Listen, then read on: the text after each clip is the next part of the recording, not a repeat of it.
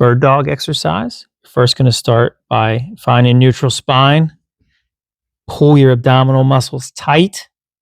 You're going to hold those tight as you straighten legs and your left leg and your right arm out. You're going to hold that for 6 to 10 seconds. Repeat it the opposite side. Make sure that the spine stays straight. What we do, the biggest mistake we see people make is that they turn in their spine. So that's not what we want. We want spine straight, holding.